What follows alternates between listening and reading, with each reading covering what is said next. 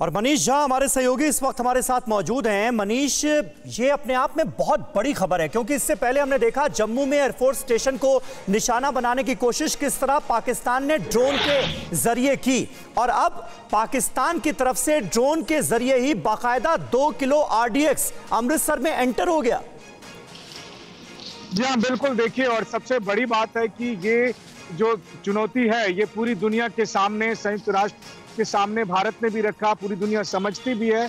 और खास करके जब पाकिस्तान सीमा पार से ड्रोन के जरिए चाहे कभी विस्फोटक भेजने की कोशिश होती है या फिर कभी जासूसी कराने की कोशिश होती है, इससे कैसे निपटना हो, क्योंकि आप एक ड्रोन को मारेंगे, दूसरे ड्रोन को मारेंगे, ये बहुत ज्यादा महंगे इक्विपमेंट होते नहीं है। तो इसलिए लगातार ये चुनौतियां बनी रहती है। इसका एकमात्र उपाय यही है कि जो यहाँ इसका सोर्स है, यानी वो मुल्क, वो पाकिस्तान, उस पर किस तरह से अंतर्राष्ट्रीय दबाव बनाया जाए। तो भारत की यहाँ दो तरफा रणनीति है। एक तो ये है कि सीमा पर चौकसी बढ़ाई गई है, उसका परिणाम है कि अमृतसर में ये रिकवरी हो सकी।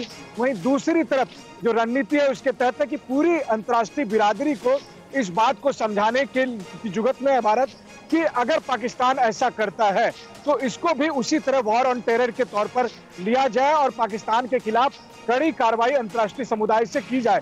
और इसी कोशिश में भारत लगा है।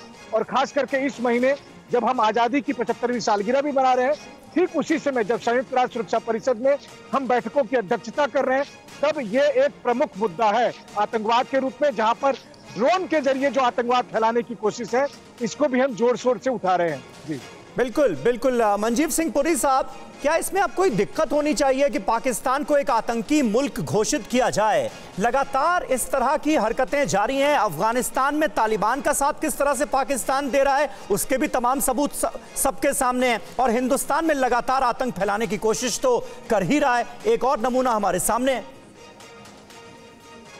समीर जी, देखिए, ऐसा है, ये चीज को जरा हमें थोड़ा सा डिस्पैशनेटली लेना चाहिए। हाँ। पाकिस्तान एपी सेंटर है ग्लोबल टेररिज्म का, ये तो सारी दुनिया जानती है जी। अब ओसामा बिन लादेन वहां पर पाए गए, इससे ज्यादा कोई प्रमाण चाहिए।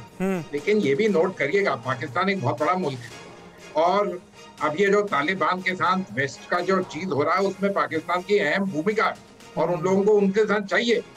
हमने अपनी तरफ से बहुत अच्छी कोशिशें की हैं। फाइनेंशियल एक्शन टास्क फोर्स में, यूनाइटेड नेशंस में बहुत अच्छी कोशिशें की हैं। पाकिस्तान पे इंटरनेशनल दबाव और पाकिस्तान के जो सिटीजन्स हैं जो इस किस्म की गलत काम करते हैं, उन सबको पकड़ने का, उन पे दबाव डालने की बहुत अच्छी कोशिश है। लेकिन ये कोशिशें जारी रहेंगी, ये कोशिशें आगे जाएंगी। ग्लोबल पावर प्ले ऐसा है कि ये इतना आसान नहीं है जो आप कह रहे हैं। हम अपने आप जो मर्जी आए करें, लेकिन सबसे इम्पोर्टेंट चीज है कि सरहद पर सतर्कता लगानी चाहिए। ये ड्रोन आया कैसे, इसको हमें देखना चाहिए। ये पकड़ा गया, ये बहुत अच्छी बात है।